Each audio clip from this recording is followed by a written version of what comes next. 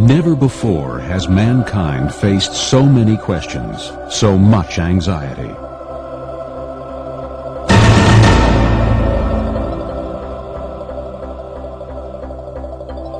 Sometimes our problems seem so big, the questions so complex, we don't even want to ask.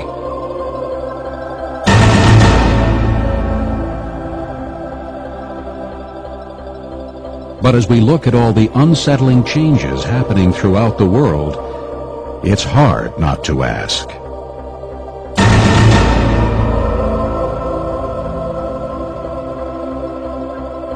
Where is mankind headed? Just like a human. Quite ought to be. Yeah, it's a satellite.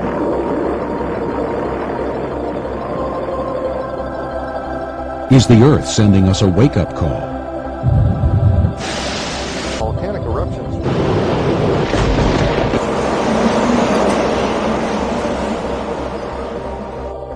Is there objective truth?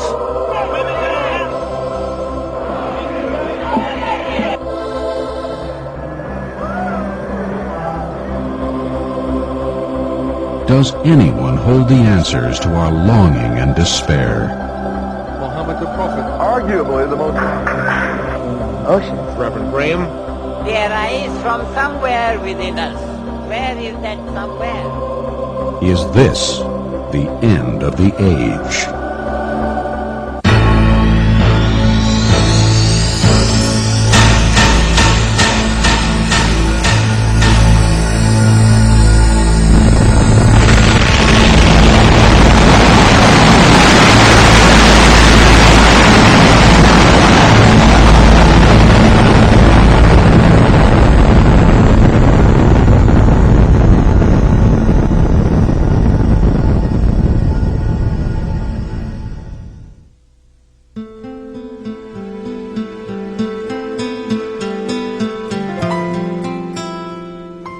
There's not just one set of morals, and that people should agree to abide by a certain set of laws so that their morals can be modified, but morals can be different. I mean, the law should be just a basic guideline to keep people from killing one another and harming one another. I think there's more of like a moral awakening where we're starting to question the things that have been handed down to us traditionally, and I think we're just trying to look for like what is right or wrong, and I think a lot of times we're coming to the conclusion that there is no right or wrong. I don't think there's any more absolute. There's the only real thing I think that maybe should hold true for all people is the golden rule. Just do unto others as you would have done unto yourself. I mean that's pretty much it. And I really don't think people are very moral at all. There's one Mother Teresa. There's not much more than that. Hi, I'm Bill Gallatin, and as we look at the world today, we see a world filled with question. Where are we headed?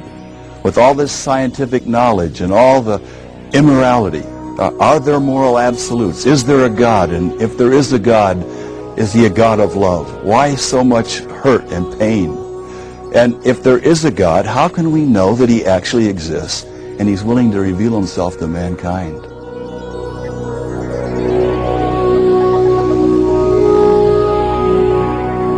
In my opinion, I don't think there is an ultimate truth.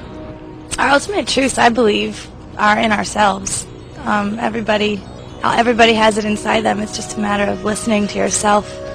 I used to believe in God when I was younger. I believed in all the stories. I believed in all the rules and the commandments when I was raised Catholic. But then I began to think about things more philosophically, more in depth, and there were just so many questions that I couldn't answer. So it got to the point where I don't really know if there are any answers, and you can't deny and you can't confirm either. One of the ways we believe that God has revealed himself to mankind is through the Bible. His revelation, it's so unique from other writings. One of the things that's so exciting about the Bible is prophecy. And the Word of God is 100% accurate concerning prophecy. We would like to show you one example of fulfilled prophecy. One of the most remarkable prophecies in the entire Bible occurs in the Old Testament in the book of Daniel.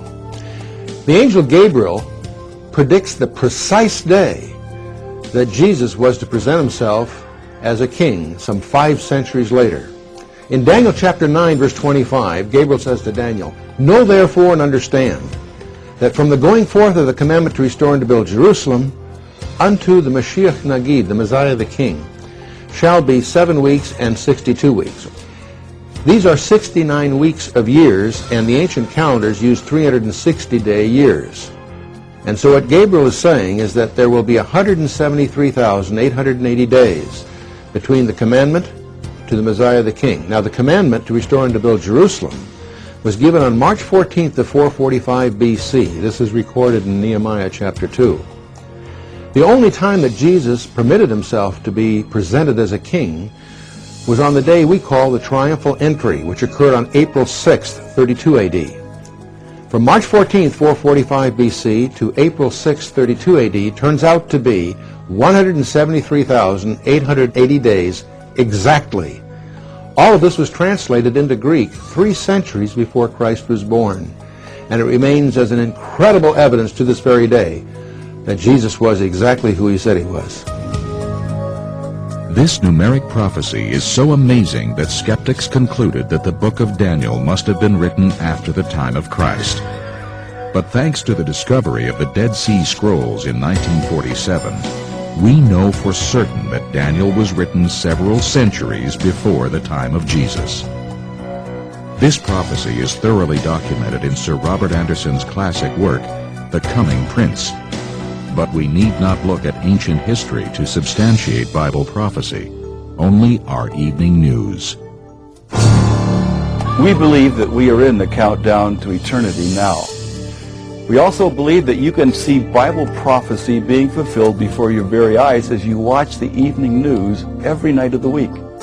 World events that are taking place. We also believe that the Bible speaks of these things emphatically.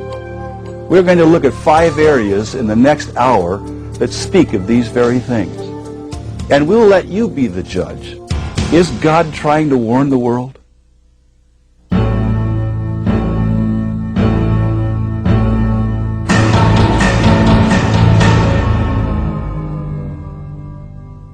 When the disciples came to Jesus on the Mount of Olives, and they asked him for signs of the end of the age, he said that there would be earthquakes in various places, there would be famines, and there would be pestilences. Of course, we see that there are major earthquakes that are increasing at an alarming rate in the last few years. Earthquakes of great magnitude. Of course, in the earlier years, people say, well, they've always had earthquakes. True. But we are now seeing an increase in major earthquakes, and thus we need to realize that these earthquakes that are shaking the world are a part of the whole prophetic scheme. Earthquakes with a magnitude of 8.0 or greater on the Richter scale are classified as great by the USGS. These are enormous quakes, and if we chart the frequency of these great quakes during the last 30 years, we note a significant increase. However, due to the relatively short period of accurate tracking, we are not able to establish conclusive trends, but we can say for certain that this generation is witnessing great earthquakes. When one looks at a geophysical map of the Earth, it appears like planet Earth is a hard-boiled egg that's been dropped on the floor too many times. There are many different plates called tectonic plates that tend to move one alongside of the other. And it's along these areas of movement, the tectonic plate lines, that a major part of the earthquake activity occurs. And it's also interesting to note that it's along these areas where the majority of the world's populations are located. And when we look to the scriptural account in the future, when the Bible tells us that the cities will fall, it's interesting to note that these major cities are located along these tectonic plate lines.